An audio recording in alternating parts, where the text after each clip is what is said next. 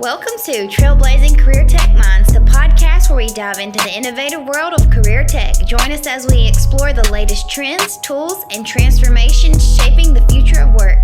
Each episode, we bring you insights from industry leaders, cutting-edge technologists, and forward-thinking educators who are pioneering the way forward. Whether you're a seasoned professional or just staying on the journey, this podcast is your gateway to understanding how technology is revolutionizing careers and empowering the workforce tomorrow. Tune in and stay ahead of the curve with Trailblazing Career Tech Minds. I'm your host and career coach, Morel Baxter, and today's Trailblazers we have from our cybersecurity program, Ben Earls, a student. What grade are you in, Ben? 11th grade. 11th grade, and then Mr. Ponder, our cybersecurity instructor, and my co-host, Brittany Eames, a science teacher here at Baldwin Prep. Yeah, so excited to have you guys on today. I was talking to these guys before we got started, and I was just saying, y'all are going to have to lead most of this conversation because I don't think I know enough about cybersecurity. Yeah.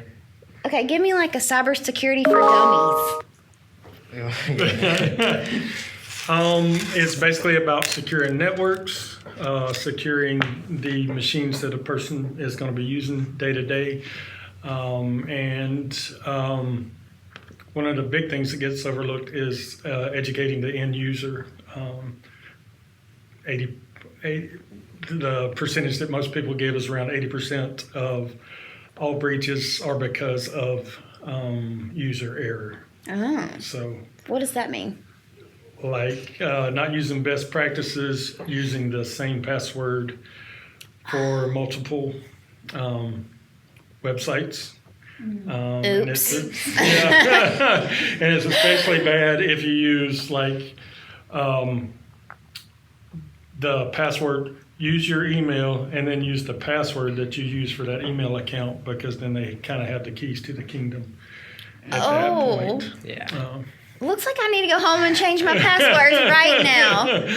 And not to mention, cybersecurity, there's so many different fields. So you can go into like defending networks, like he said, but there's also like attacking networks, maybe like penetration. It's called penetration testing, or just configuring like firewalls. It's such a broad, like actual field, but it kind of gets mixed up into one sometimes. Why did you choose to go into cybersecurity? Well, ever since I was a kid, I was kind of interested in computers. Mm-hmm. So it kind of like led me to making games, maybe like making software just Okay. for random stuff. But I saw the school actually in 7th grade. This school? Yeah, when it was getting built. So I was like interested from the start. I didn't know what like technology was going to be here. But I always had like an idea to go there, and then it opened up, so I applied for it. It worked out perfectly. Yeah, it worked out perfectly. Okay, and so we were talking before we got started. You're one of our students that actually gets to go back to their base school and play sports. Mm-hmm. Tell us about that. Well, I run cross country and track. I've run since 7th grade, so I never really planned on like quitting. But every time we get out early, 2:15, so I go back to the base school. And my coach is nice enough to let me join the practice, even though we're a little late sometimes. But Yeah. It's a fun experience to do both. So we're not Awesome. missing out on base school activities. That's great. Yeah. That's good. You like cross country. Oh, yeah, I Yeah. love cross country. And he's good at it. Well, I'm All just... If I'm running, y'all better be running because something's chasing me. Well, that's awesome. I'm glad to hear that. I know that y'all also have a history. Miss Eames, you were his teacher at his base school before we came here, right? Yeah. That's awesome. And are you his science teacher now? Mm-hmm. Awesome. Yeah, so I had Ben for honors biology, and then now I have him for AP biology. Okay. So Cool. Well, tell us what you're doing in cybersecurity right now. What's going on? So right now we are studying Python programming, and that relates to cybersecurity in that you can utilize it to automate some tasks that otherwise you would have to sit there and do, and then that frees you up to handle other things while Okay. that's been taken care of. I was giving a presentation to ninth graders at Alberta about potentially coming here next year. And when we get into the cybersecurity slide of all of the certifications that you could possibly get through your class, Right. I think one of them is called Cisco. Mhm. What does that enable you to do? That is actually networking. Okay. So they could go into network admin type work or utilize that knowledge to defend the network as well. Okay. So you need a broad base of just general computer knowledge, and then you need to also study the networks, and that's kind of the groundwork to getting into the security aspect of things. Okay. What do you... I think we should actually talk about certifications more because they're like really important for cybersecurity. So Well, let's we're hear it. working on the certified cybersecurity right now, or Right. ISC squared. So college career choice, the certifications, like right now, it's more you can get a certification and get an entry level job instead of having to go for the associates or bachelors. Mm-hmm. So I have my pen test and my CC, or I'm about to get my CC, but I have my plus security, which allows me to basically like put it on my resume, and it's almost like equaling a couple of years of experience because yeah. you go through these tests, you pay a lot of money, but you got to get a lot of like real application experience from it. So it's really cool to do. So how many certifications do you have so far? I have 3. And what are they? My pen test. I don't have my security plus, which I'm trying to get, but I have my plus. I'm trying to get my CC. So 2, but I'm trying to get my 3rd one. Okay. Yeah. So what can you do with those certifications? Well, pen test is like, you know, the hackers, like the general hackers you see on TV where they're like trying to get, it's like that. So you may like get employed by a company to try to get into their systems, and then you tell them how to improve the system. So, which you definitely need. So that's really important. And then Security Plus or Plus is just like a really general certification for IT. One of the students Friday, when I was presenting about Baldwin Prep, they were like, "What does ethical hacking mean?" And I was like,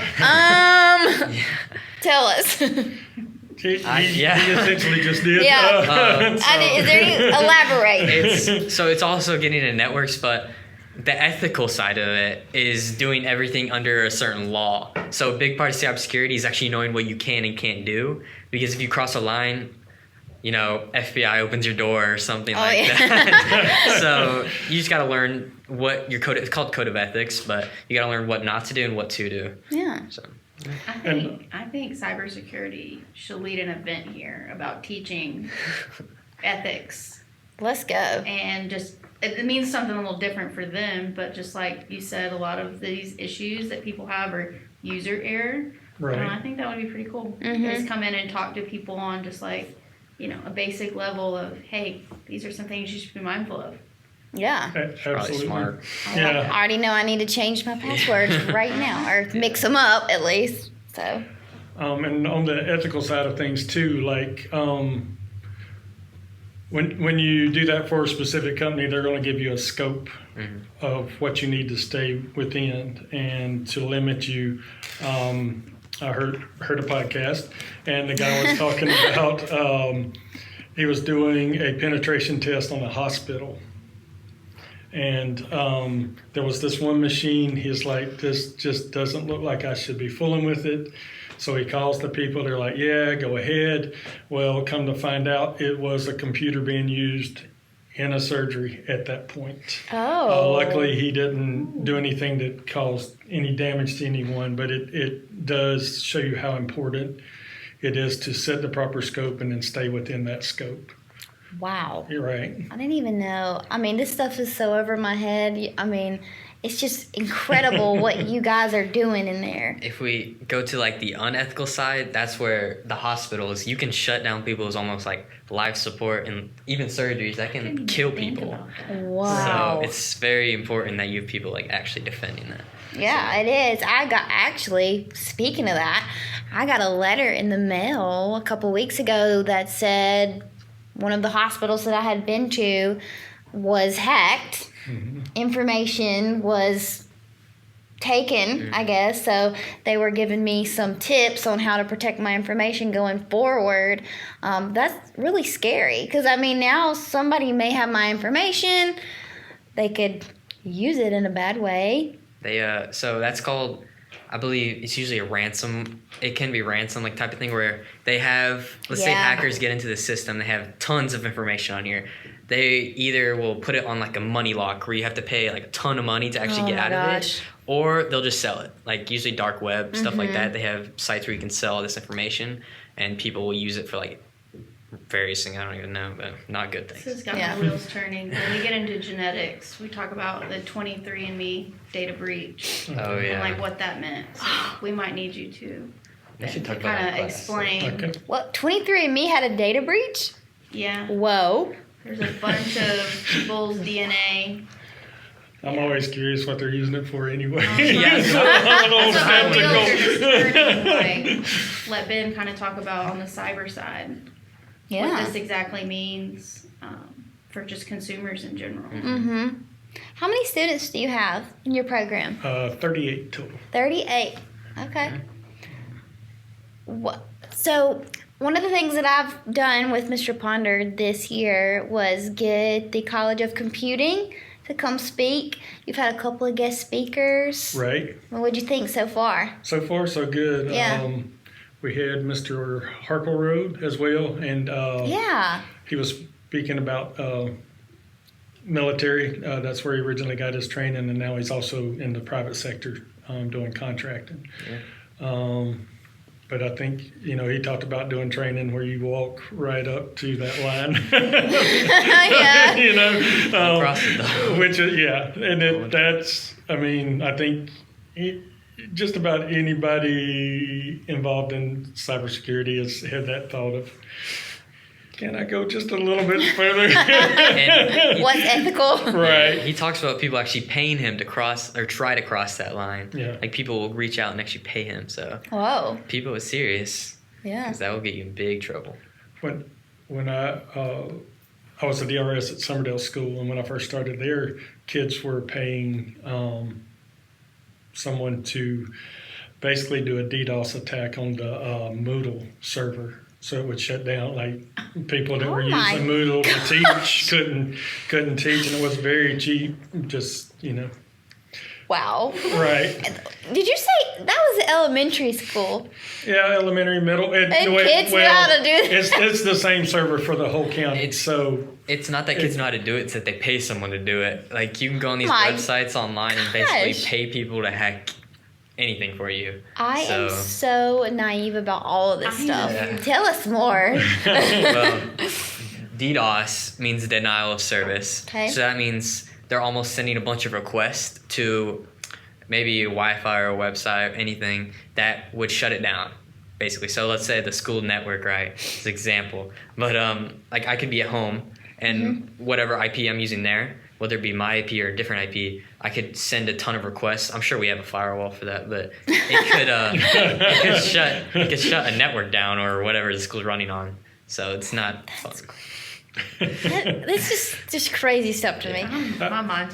Mine too. I will say too, like there's threat maps that you can get on the computer. It looks, I don't know, go ahead and say I'm the old person in the room, but in war games there were the maps and it represented missiles. Well, these are threat maps that represent like cyber attacks. And the three top categories are usually schools, government associations, and then hospitals. So, because they hold a lot of people's information, huh? They do, and they're important, so it's more likely they'll get paid. And usually, just the number of people involved, and with the users being the weakest link. Yeah. That's one reason I think the county's providing now for teachers that we're required each year to do some cyber awareness training. I saw that. I actually need need to do mine too. I haven't done mine yet. That's actually cool. I know a good tutor in case you need Yeah. one. Come school me on it. Yeah. Yeah. What do you like about this job? Because I know you were working like an IT job, right? Right. So now you're teaching. Right. Tell us about it. Do you love it? I do. I will say that the teachers made it look easier than it is when you step in the room. Yeah. But I do like being involved with the students more and possibly helping guide them to something that'll help them out in the future. Yeah. Miss seems it makes it look easy. It's not easy. Yeah, I should have asked around. Y'all really don't get enough credit for what y'all do. I mean, y'all have a really amazing, important job. So, thanks. What have you learned? I mean, what's your favorite thing? Tell us about, what's going on in the class right now. We're doing Python right now, but Okay, tell me what Python is. I mean, I'm automatically thinking about a snake. So okay. you know what coding languages are? The coding languages, like. Well, yeah, I know a little Yeah, bit. so A little bit. Originally we have binary, Okay. and there's so many it's like a spider web. Think about it, like binaries here, and it's like everything branches off. So What's binary? It's like the original. It's like Okay. the original coding language that every coding language basically converts to binary. So that computer right there would be run off of that. So it's like a spider web though. Everything kind of branches off, and eventually modern day is Python, and Python just makes it easier for us to read at instead of reading 0, 1, 0, 1, 0, 1. So if you watch Matrix, you would see all the 0s and 1s, and that's kind of how you see it. I haven't watched that. Well, if you do watch it. Okay. What's your dream job? I really don't know, because when I grow up, there might be a whole new range of jobs just because of how much this field is growing. Yeah. So I don't want to say one's my dream job, but I probably am going to go college, but I think I'm going to go to kind of a military type college. Yeah. Just because the training there, training for this field is kind of expensive. Yeah. And you have to get security clearance, which is government basically saying you're allowed to access confidential stuff, and that alone could be $20,000. Yeah. So to go to a college like that basically pays for these certifications and these security clearances like that. So. Well, that's neat. So you don't want to work for the government? Until Maybe? I don't have to, yeah. Gotta get experience somehow, though. Yeah. I'd rather go private contracting, though. So I've got a question. So you said the field is constantly changing, right? So Mr. Ponder, what are you prioritizing in terms of skills with these students? Because, like he said, the job that you may want may not exist right now. Right. So what's your mindset around emphasizing skills? Basically starting with the core stuff, the computers. Well, if the curriculum stays as it looks right now, they'll learn basically the stuff that would get them an A+ certification, which is both hardware and software and operating systems. And then also that Cisco, there are 3 Cisco classes, so they will be well versed in networking. And then from there, it's if somebody doesn't like studying at all, they don't need to go into this because really? You will be studying for the rest of your life. Really? It's always learning new things. These people will come out with something new and it completely changes everything. Oh, yeah. So this country, we're very high up there, but there are always other countries that might find something new and then take advantage of it, but then we find it, then we take advantage of it. So it's like a circle. You know? So. And 2 years ago, people weren't, AI was in the discussion, but it wasn't like it is now.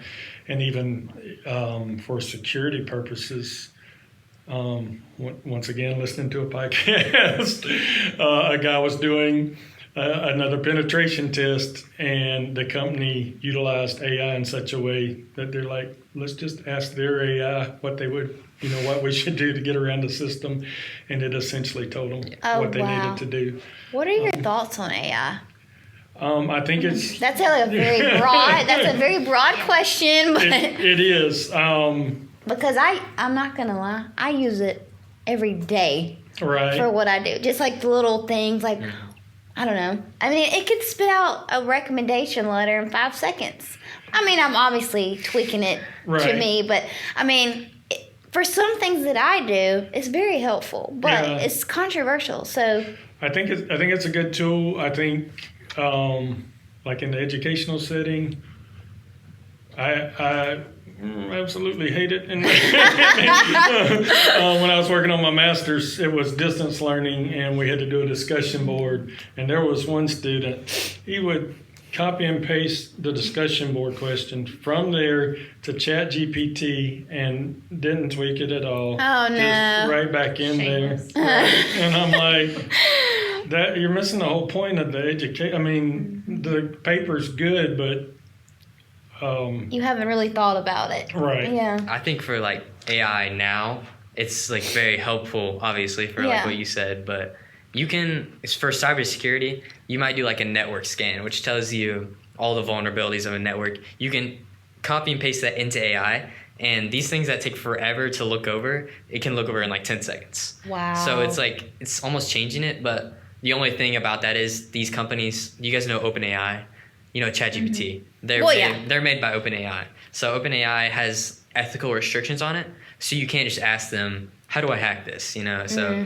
that's a good thing that AI is heading in, but the more advanced it gets, like the harder it is for people to stop that. Yeah. So. And you can kind of trick it, because I don't know if I should say this. It's probably over my head anyway. Well, I was thinking the more majority of listeners. more of the viewers in the ed tech department.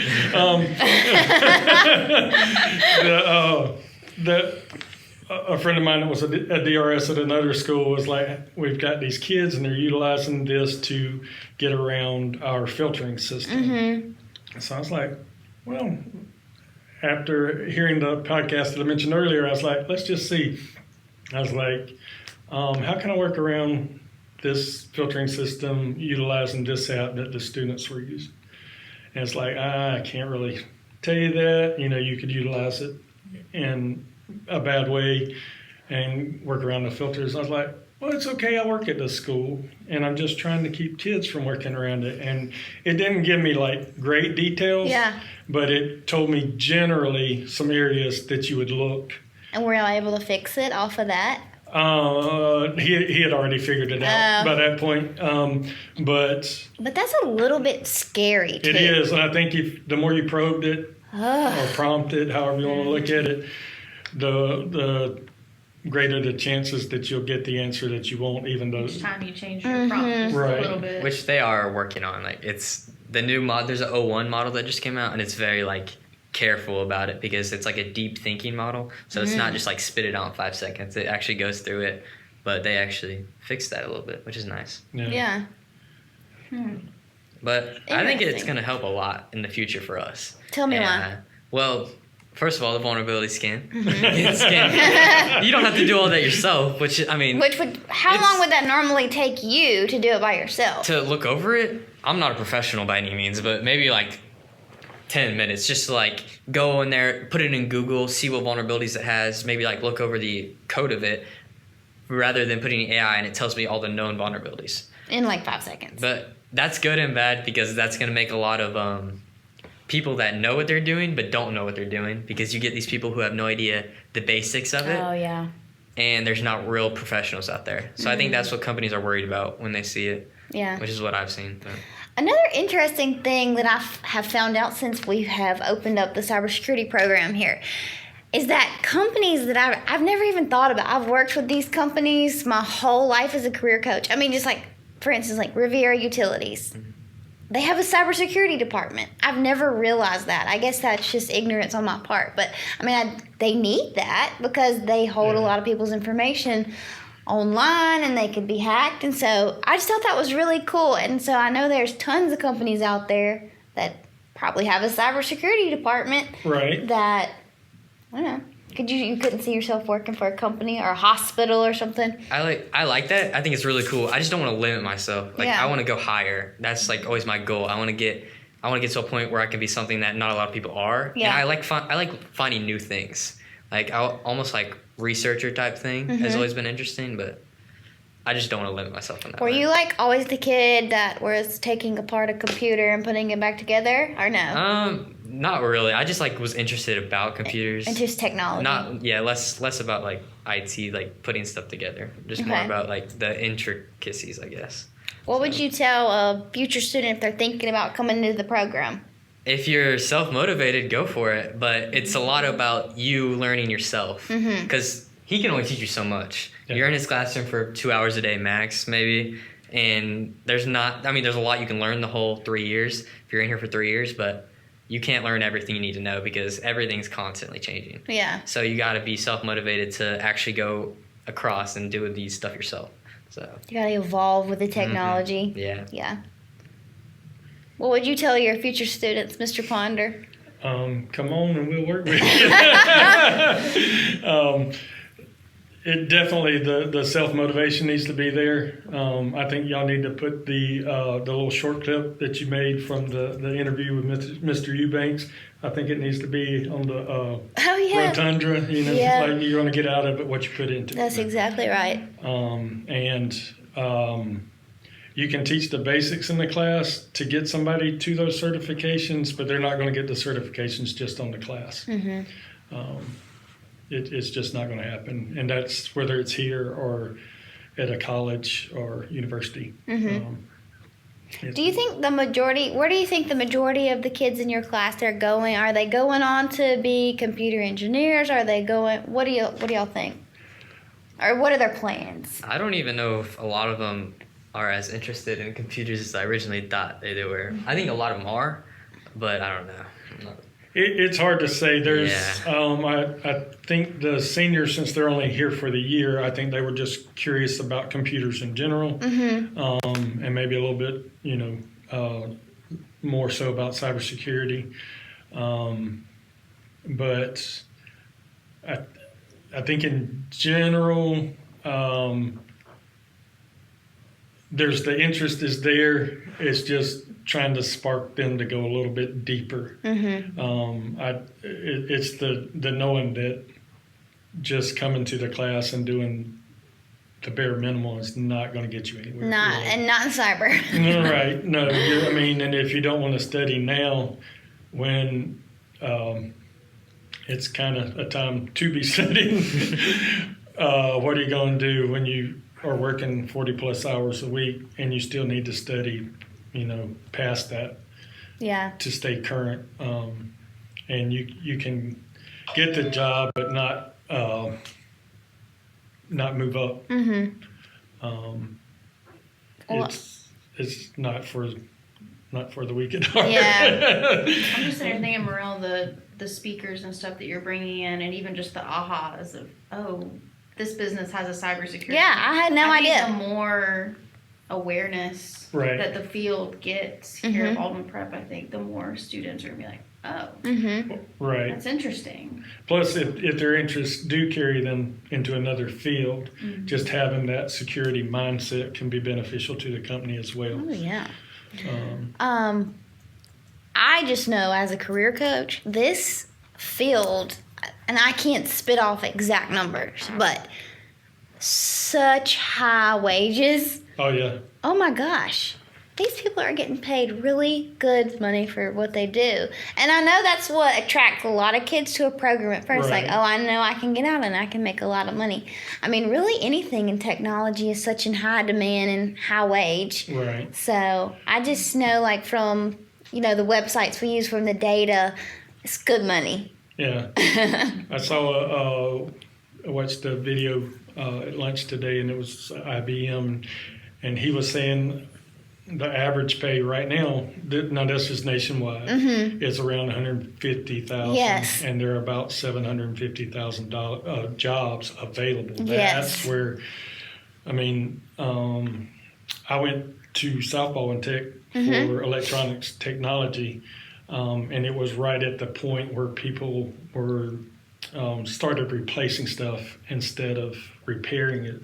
So I did not, if there had been 750,000 jobs available in that, I might, there's no telling what I would have done, but I didn't do anything with it for the longest time. So you were a student at South Baldwin Center for Technology.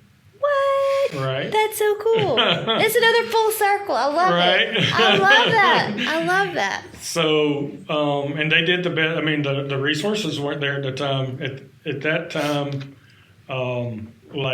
to explore a career or something, about the best he could do the internet was not. It was like you dialed one computer to another computer, and he would dial the Alabama Job Bank, and we'd look at the requirements, the pay scale, and that's about as much as we could do at that point. Wow. But I mean, he worked with what he had, and that's what it was at that point. It's just, That's neat. Right. I read something the other day. I think we're millennials, right? Mm-hmm. We're the last generation to ever, we're the only generation that knows what it was like before internet, but we're also the generation that knows what it's like with internet. Mm-hmm. So it's really cool. But you have always known internet. You're a Gen Z, right? Should be. I think what hit me was we're watching a video, and they're like, the iPhone came out this year, and I was like, that's the same year all y'all were. Exactly. You've never known a life without it. That's crazy. Right. Yeah. So I mean, it's phenomenal, and I have to remember that too when I'm trying to make that connection to make it, with the material and the students, like they're digital natives, and there are some things that they're always going to be more advanced or. Mm-hmm. And it honestly helps our field because the more digital natives we have, the more people always using the internet, the more people defending the internet you need. Yeah. So the more people who have Gmail accounts, the more people who have anything that they need encrypting. Like that, just technology in general. It reminds me when I was teaching marine science, we were talking about underwater ROVs. And literally businesses that operate them do not want older individuals. They want students who know how to use a remote control for like an Xbox. Oh, wow. Yeah. And so these digital natives who that's all you've known, like there are jobs. Right. There's jobs out there, which is pretty cool. Yeah, that is really neat. Yeah. Okay. It's kind of intimidating as an older teacher. I've heard great things, Mr. Ponder, so I would not worry. And I think something that's really standing out to me, and you guys kind of touched on it, is like technology is rapidly changing and making our lives easier in so many ways, but like it can't replace us thinking. Mm-hmm. And like you were talking about, like, yes, it's going to help me go faster through something, but I still have to look at it. And so those problem solving skills. Mm-hmm. That's one quote I've heard you gotta about. drive it home. Yeah. Right. Mm-hmm. About AI. It's like it's not going to take your job, because that was is a big concern.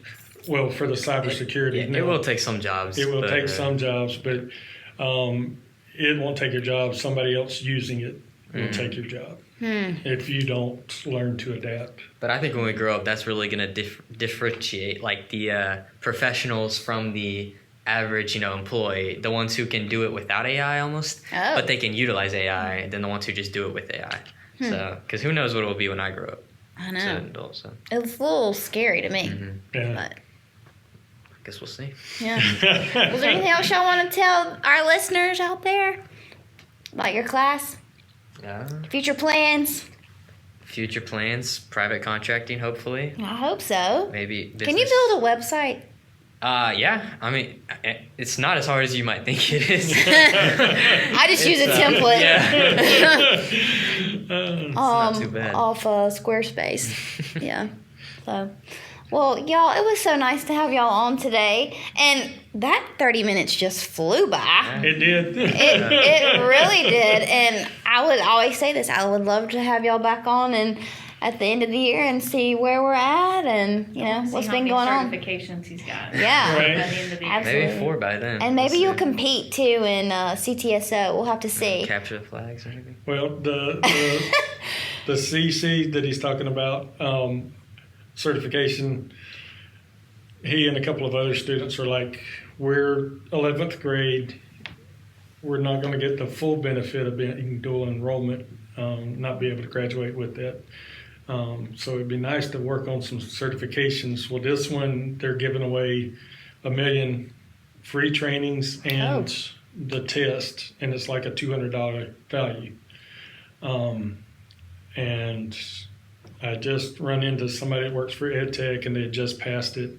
I was like, we need to do that. So I was like, have you heard of the CC? He's like, yeah, I just started working on it. Oh, my God. So he's good. Like, he's ahead of where we are in the Python programming class. He still does the assignments, but he takes them to the next level.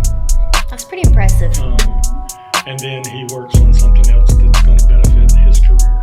Yeah, you're stacking those credentials, you're stacking those certifications.